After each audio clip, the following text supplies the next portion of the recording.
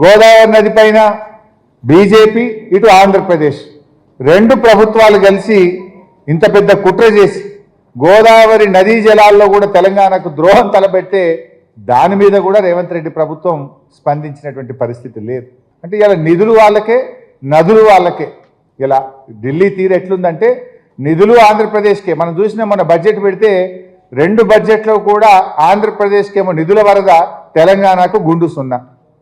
నిధులు ఆంధ్రాకే, నదులు ఆంధ్రాకే, తెలంగాణకు గుండు సున్నా. ఇది ఇలా ఢిల్లీ పాలకుల వైఖరి.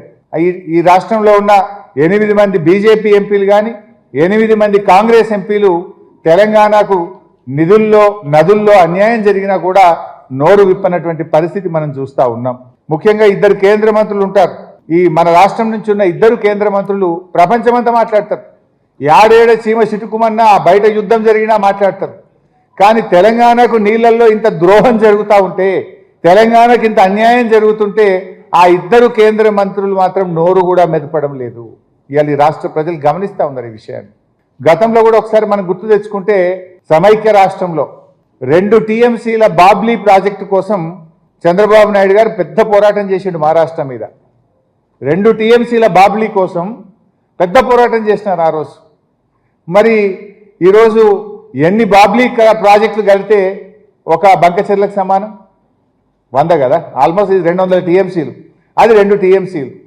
2 టీఎంసీల మన బాబ్లీ మీద అంత పోరాటం చేస్తే 200 టీఎంసీలతో అక్రమ ప్రాజెక్టు ఆంధ్రప్రదేశ్ నిర్మిస్తే ఈ రాష్ట్ర ప్రభుత్వం ఎంత పెద్ద పోరాటం చేయాలి? ఎందుకు మౌనం వహిస్తున్నారు? అంటే మీ దోస్తానాలు, మీ పాత బంధాలు ఏమన్నా ఉంటే దానికి తెలంగాణ ప్రయోజనాలు ఫనంగా పెడతారా? తెలంగాణ భవిష్యత్తును మీరు ప్రశ్నార్థకం చేసే హక్కు మీకెక్కడిది అని నేను అడుగుతా ఉన్నా. అందుకే నేను ఒకటే కోరుతా ఉన్నా. మొన్న ఎప్పుడో బండి సంజయ్ గారు కూడా మాట్లాడుతుంటుండు, తిరుపతికి పోయినట్టున్నాడు. తెలంగాణ కంటే 10 రెట్ల నిధులు ఆంధ్రాకి ఇచ్చాము అని తెలంగాణ మంత్రి చెప్తున్నాడు. ఆయనే స్వయంగా చెప్తుండు, 10 రెట్ల ఆంధ్రాకి ఇచ్చినాం, తెలంగాణకి ఏమి ఇయ్యలే. స్వయంగా కేంద్ర మంత్రి గారు. అంటే నదులు వాళ్ళకే, నిధులు వాళ్ళకే. ఇది ఎవరు చెప్తున్నారు? కేంద్ర మంత్రి చెప్తున్నాడు.